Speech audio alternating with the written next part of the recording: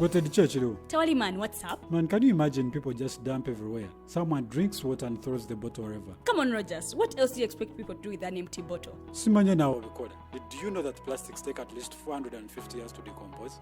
What? That's a long time. Exactly. Because plastics are made out of a lightweight and flexible material that doesn't decompose easily. And plastics everywhere in the environment cause plastic pollution. What is plastic pollution now? It is the accumulation of plastic waste in the environment, like bottles, polythene bags, straws. All of these contribute to plastic pollution. I have been using them without knowing their effect. Yeah, a lot of people have. Plastics are a danger to the ecosystem, both on land and in water. So how can we overcome this problem? Is there something we can do? Oh yes, we can reduce by minimizing the use of plastics, reuse by repurposing them, or recycle by collecting and processing them into new products. Everyone wants to change the world, but no one wants to change themselves for the world. How about we change our habits for the world? And it starts with me and you. This message is brought to you by Alternative Digital.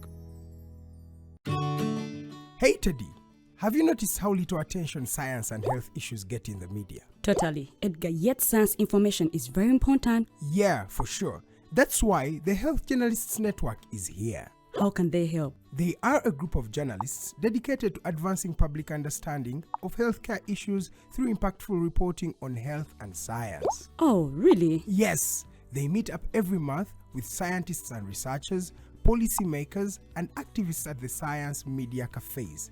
They then relay what they discuss to the public. Does that benefit us? Oh yes, very much so. This helps with health and science literacy for a healthy Ugandan society. Okay.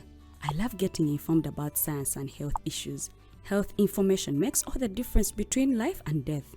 I'll look them up and engage them. That's great. They are based all over the country.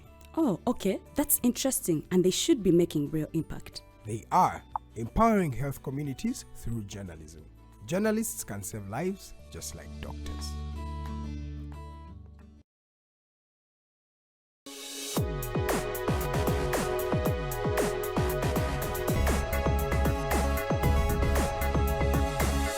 The Alternative Dig Talk. Real issues, real talk.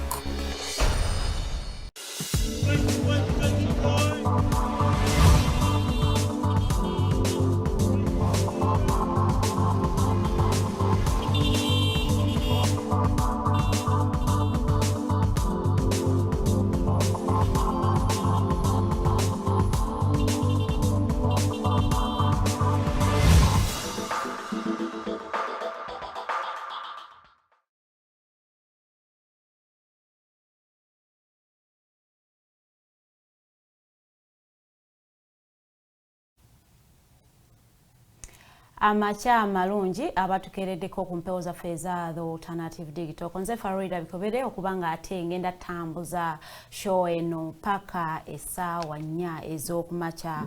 Olunaku lwaleero nsuubira nti mwasuze bulungi nnyo okusinziira gye muli mu kutulabira. It is the Mighty Drive. We be here every day. Essaawa ziba 2 ez'okumakya nga tuyingiddewo ne Mighty Global Updates. Era nga omukulu Kenneth Robert Simbira aba yatuuse dda okubanga ate abatambuzamuko katono nnyo okumanya ebyo ebyabaddewo mu nsi yammwe Uganda ate n'eggwanga lyonna okutwaliza awamu.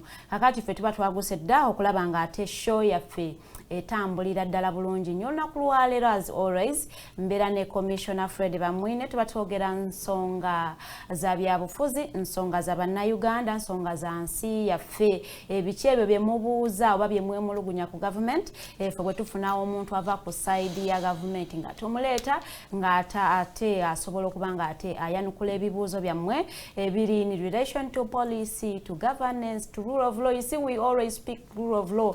Era nga omukulu Lord Mayor Elias Lukwago yasinga ate okubanga ekigambo kino akitembeeta nnyo. Bw'okyogera bw'oti kiyinza obutaresonate nga bulungi nnyo ne ordinary Ugandan because lulimi lwa bannamateeka naye ate njagala okutegeeza nti wetaaga interesting yourself with understanding some of the legal terms okulaba nga ate tebakuleka nnyo mabega singa such statements ziba zikoleddwa in your presence nga tusooka kubuuza ate ekyo kitegeeza ki.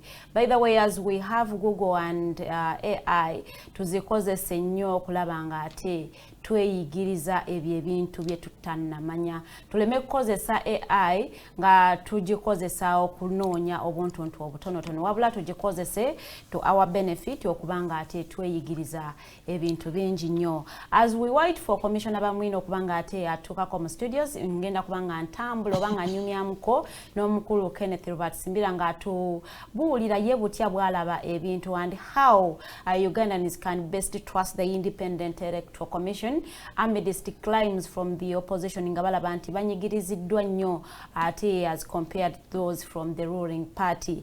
Era nga njagala okwaniriza Kenneth yasooka otulamuseeko omulundi omulala because luli obadde otulamusa nga otuwa updates. Now we are in the show, so yeah, you allowed okutubuuza omulundi ogwokubiri. Neyanza mu mbejja ngenda babuuza omulundi omulala abalabi looza waliyo n'abapya era abaakatwegattako.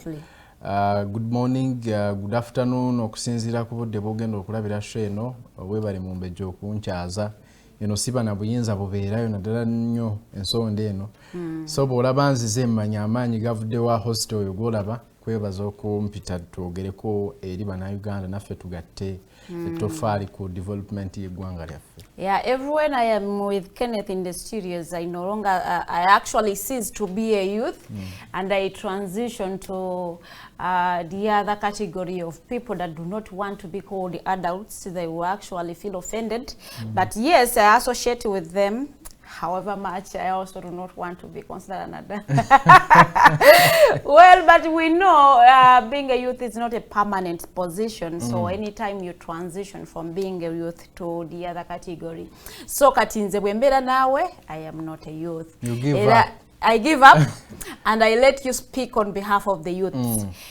When the EC, because to ulira nnyo kusika quoting Justice Ebyama, who is the chair of the EC, ngagamba we as the Independent Electoral Commission, we as the independent, do you believe with the notion that the EC is independent in regards to how it is operating? Yes, somehow in conducting free and fair elections, it is independent. But in making sure that happens, we're utterly independent. Police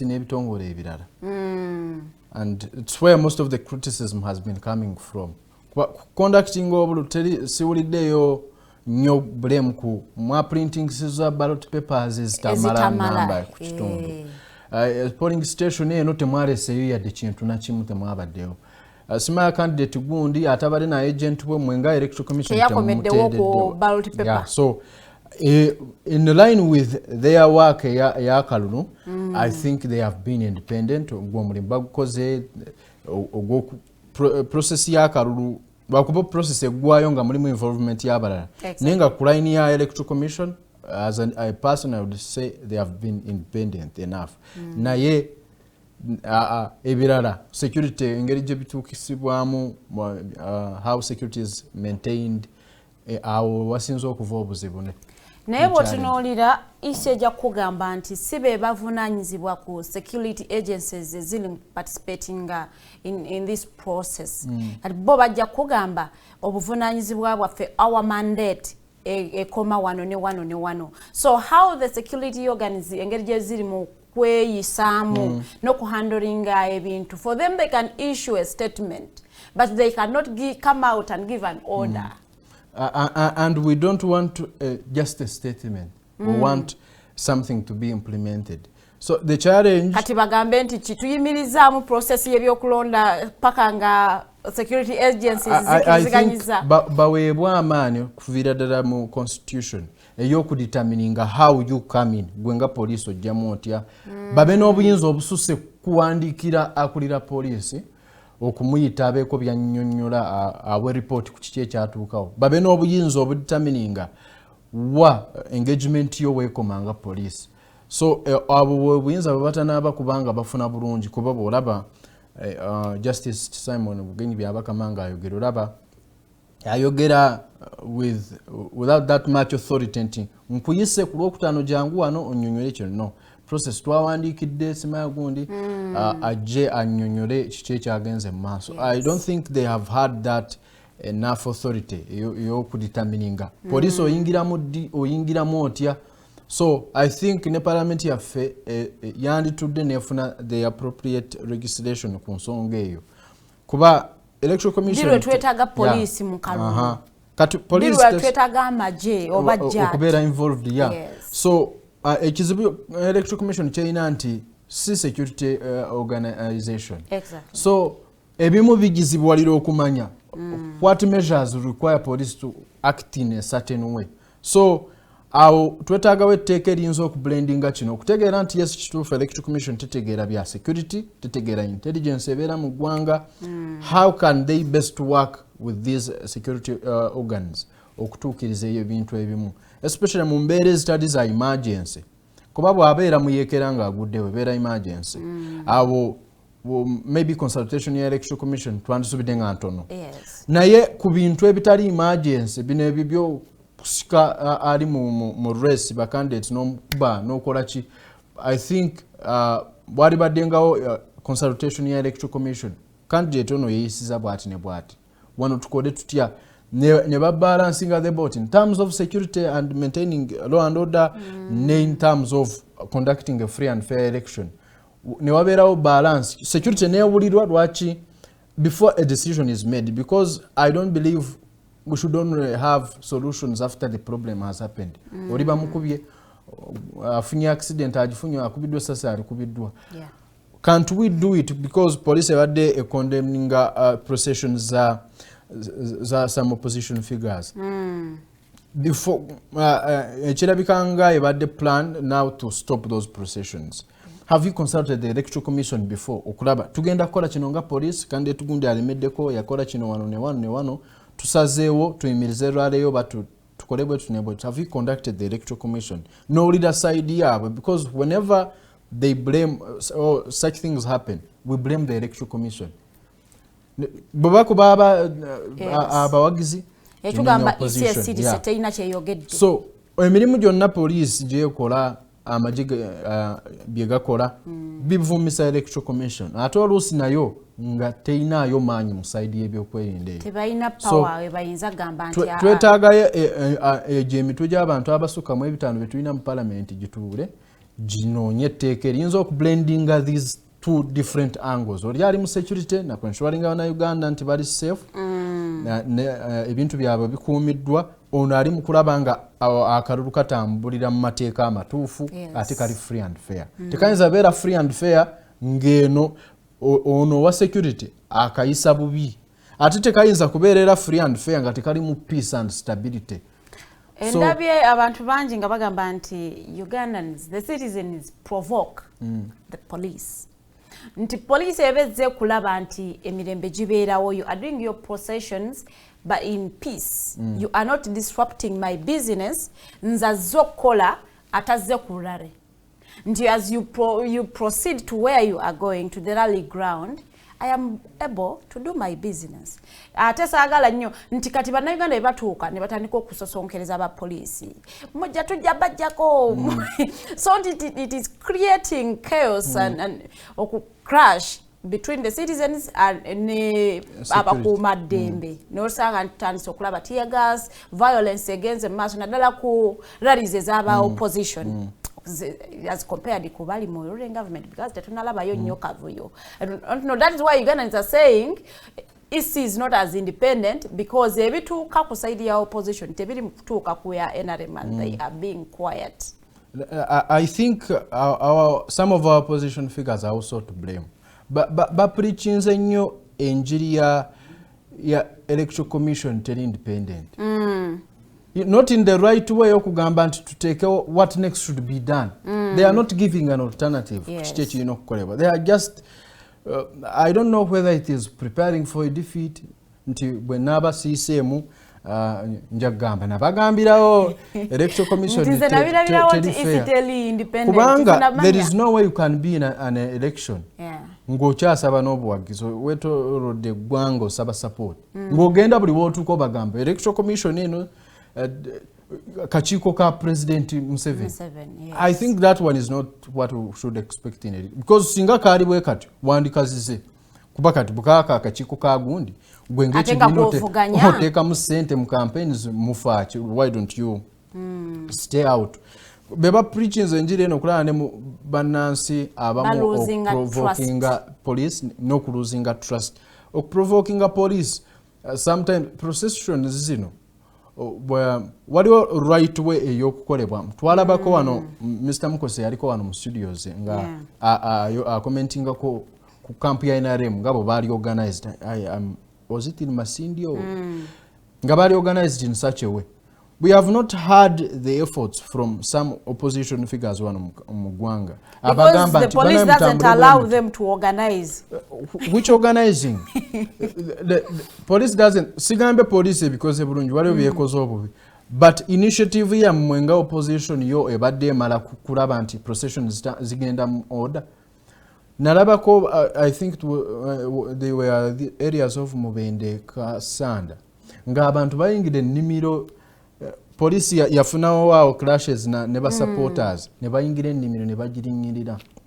No media house covered that. Naye bw'oba video langa bono n'ennimiro abantu kati eyo loosi y'oyo omuntu what happened next. Tuyinza okwekwasa nti kyava ku police okubeera kati oyo omuntu asobola okuwa akalulu naye kati ye police yagenda okubiyingiramu nga mutuuse ku level ki abantu bano ndowooza tebafunye guidance emala kuba President Museveni president wa ggwanga and we are not prioritizing his gospel nti oba nungi nnyo oba ki ayina support ng'omuntu abadde mu buyinza ayina neyo power y'okubeera president bw'ayita omwagala mulabe ku president everyone will yarn yes olowooza singa president naye asalawo okukola processions bwe zityo tayinza kuzikola abantu ne bajja but I think President Museveni mu bintu ebimu wali wagoberera amateeka naddala mu bintu bya elections bino so opposition nayo contributing nnyo ku provocation ya police ate nereeterawo n'abantu okulosing trust mu electoral commission. Bw'otunuulira ensonga ey'omukulu Mathias Walukaga ne Butya bwe yadenominatingibwa EC would you say nti EC ekoze omulimu gwayo oba ekoze ekimala okulaba nti yeekenneenya ebyo ebigiweebwa ba candidates before they nominate them? I think oba lwakuba esuubira nti waliwo abanaagikolera eyo oversight role simanyi awo I think tebakikoze nnyo kuba bwe tuba tulaba nga waliwo avaayo n'aleeta obujulizi maybe tugambe nti balina short time ey'okuyita mu bantu abo so ekyo nakyo kireetawo akabuuza kwabo abaleeta emikono negamba nti emikono tegiwera if we see these irregularities nga omuntu asobola okubeera nominated by the panels of experienced people ne bayita mu bipapula bye twaliko ku electoral commission ng'ola process academic documents ziri wali naye n'olaba nga omuntu atuuka ku election simayo baali bakubye ballot singa waali oba zaali tezinakubibwa we don't know but if it can reach at that level I think wabaddewo kalack somewhere and it brings questions kwabo especially kuba n'aba bali ku presidential race abagamba nti baleeta emikono nga gikijjudde ne bagamba nti tegiwera so it brings questions whether oba beboogera oba oli awo byali bituufu kuba bw'oba tosobodde kwekkenneenya bulungi bantu bano bayingira na bipapula bye bazze nabyo ekimala so I think that is the challenge naye ku nsonga ya Mathias Walukaga had a National Council for Education ya certifying ebipapula ebyo newa ekipapula ekiraga nti yasoma so I don't know whose blame is it. Well, Mathias Walukaga petitioned the EC and there is a hearing today to determine whether he continues or they renominate him or bamugiramu ddala mu race. So as for his case, tetukkirizibwa kugwogerako nnyo bajja tukwata. So we await the decision of court today okulaba ebinaaba bivuddeeyo. But back to the processions made by the opposition. Olowooza tuzeetaaga. nti tugenda kubeera n'omukulembeze wa opposition agenda kujja Makindi and then batandike processions zaabwe, let's say ab'enajja nankumbi ngarare eri wane ewaffe Makindi batambule ebigere okuva enajja nankumbi with all that crowd, but paka ku rally ground yabwe baba alonze okubanga bagenda kwogererako eri abantu. Do you think it is something that we should be doing? Processions mu line ya politicians bazirabanga eddoboozi eri abantu okubalaga nti nyina support okusikiriza n'abalala nabo okusupportinga, but tukiza mu real life na biche ebizibu ebikivaamu. I think mubeeramu ebizibu bingi, mubeeramu ababbi abasika obusawo bw'abantu ababba amasimu n'ababba businesses z'abantu. Because when you say procession, you either close or remain open. Don't wait ubokimanyi nti saa yonna eneggaali eyinza kuba abasinga okuzibeeramu. Mubeeramu abali ku kigendererwa kya campaign, mulimu n'abagikozesa nga opportunity okubba ebintu by'abantu. Processions mu line ya politician alabanga kimuwa amasanyalaze, naye bwe tudda ku ground biki bye kireka emabega kubanga focus ne bwe baya Bannamawulire ne bwe bayani focus ebeera ku oli candidate teba kubine birala atrocities ezikolebwa mu process eyo ku ani bwe babyeko akasimu eyo analysis teri agifaako. Tuli ku honorable Ryan abadde ayita wano azze wano ayise n'abantu bangi, uyo agenda ne kamera gwe zigoberera ku live yaliko, but no one focuses ne ango ya story ne bwe ba reporting ku TV ange ebeera ku asombodde abantu crowds nasima this place has been painted yellow bichi olulimi lwa Bannamawulire. But yes, what determines elections and campaigns is the crowds that are pulling. Now the problem is BDC chema begeyo kugendo tu yes tulabya pulling the crowds zona zibadde zize mbiche bikoleddwa mu crowd mulimu ababiddwa mulimu omukyala adoro butagenda mu ddwaliro ekkubo ne liggalo mpuliddeko abagamba over a full hour ng'otuddeawo because there is a crowd that is passing. Wabadde abagamba ye President Museveni ye ng'abikola ye bw'abanga ayitawo nga baggala ekkubo. Kati do we have such politics nti gundi ng'akola kibi nange munzikirize nange nkikole? But when do we differentiate between the candidate as Yoweri Kaguta Museveni and the president of the country? Because now if he is participating in the election, we see him as a candidate. Nga abalala, nga Kyagulanyi Ssentamu Robert, nga Kasibante, we see him as a candidate. Era tetusuubira nti he exercises the presidential powers nga akola campaigns ze. Naye nsuubira nti that topic by the way it's big, that topic is somehow big kubanga still yali mu power yali mu buyinza. So dirwa kugamba nti kati kino kyengenda okukola kati kyo kyaba president kino kya campaign. So engeri gye kisigala nnyo mu ndowooza ye ne mu kwagala kwe still asigaza ka element ko kubeera in power kuba buli wagenda agenda ne protocol ye ya SFC nga bwekola checkpoints bwe zibeera n'ennyonyi mwatambulira nga zze mu campaign z'oluusi atambulira mu nnyonyi ya UPDF. I think nga bwe kyali nti ababaka but also n'ababaka b'ebitundu singa batuteerawo etteeka nga bwe kiri ku ba public servants nti bw'oba ogenda kwesimbawo sooka n'olekulira. Singa n'ababaka b'ebitundu ba MPs singa okomawo ngo you have intentions ezikomawo participating mu kalulu singa baba ne babajjako ku yes wabeerawo that period when you are not an MP, we are not paying you our salary and we are seeing you as a candidate. ne mwenkana yenkana n'abalala abali mu yes we draw a leveled ground for everyone okuparticipatinga mu kalulu. Naye singa tufuna omu incumbent akyali ku salary yaffe paka omuntu omupya bw'alondebwa ayina n'amafuta gabwerere already we are participating, we are going into a ground that isn't leveled per se. Ekyo kyapeningira ddala it also translates to how the president is operating because the constitution wasn't as silent on that issue. Ne batugamba ne president bw'abanga akyayagala okubeera president w'eggwanga emyezi nga 6 towards the election he ceases to be vice president n'atwala eggwanga mu maaso ono n'aparticipating mu kalulu.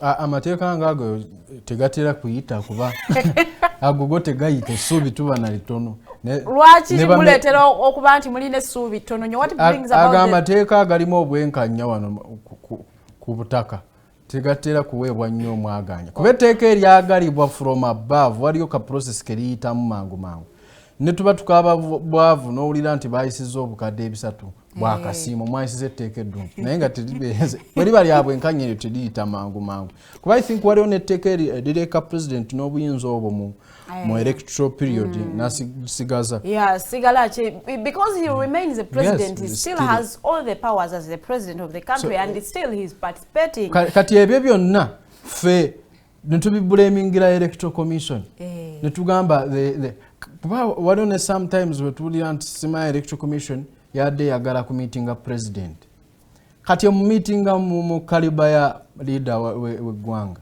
naye nga kati ne bagamba mulaba bye tubagamba agenze kula n'ali mu race. So I think we lack some laws regulating awo kubanga kituufu abantu beemulugunye bw'olaba nga electoral commission esobola okuconsultinga one of the candidates ali mu race twagala kukola kino na kino twekataaga kino president yakulira finances z'eggwanga lyonna era omwetaaga ne bw'oba okukola oti ate ali mu race. That takes us back to the question that I asked. Do you believe the EC is independent as it is trying to portray to the public? Mukukola naga mukukola akalulu mu byaye ebyayo nga yo in their mandate as the electoral commission bagezezaako okubeera bagezezaako mu line line of duty byonna byabwe ne process bwe yandiwedde naye waliwo ebituuka nga kati kigisuseeko tebalina powers and still bajja kwetaaga government funding bajja kwetaaga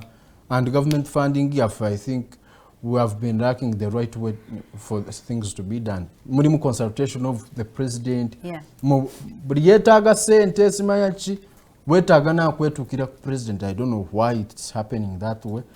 Although waliwo process za bulijjo eziyitibwamu ne bazifuna naye tulabye nnyo to consulting a president ku kino. I don't know why things are just going in that way.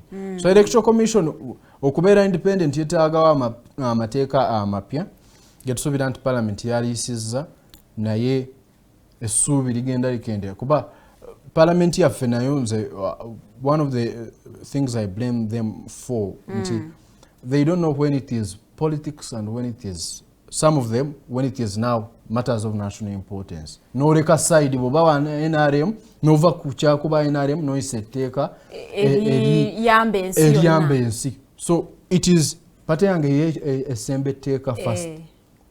Nze mubaka waffe yayimuka ku floor of parliament n'agamba nti abantu bewange bagambye tugikwateko. He did not consult the people of the constituency, but I saw him on the floor of parliament. Ngagamba my people said yes. He was never on the ground and they were paid money to go and make those consultations. He didn't come. But I saw him on the floor of parliament. Ngagamba abantu. Mbuno, my people, me and my people, tukiriza bakikwateko. So, essuubi mu bamemba ba parliament libeerere ddala ttono. Essuubi lyo tulina ttono. Unless 2026 bwekyusa mwoyo nakka ne kati ebintu ne bikyukamu then ne batandika okuyisa amateeka nnyo agagasa nnyo eggwanga okusinga ku ekibiina kyogedde ki. And most of the times mu bibiina tuwulidde era ekibiina akulira ekibiina ayogedde not the decision of the party. Ne mu opposition it is omukulu ayogedde.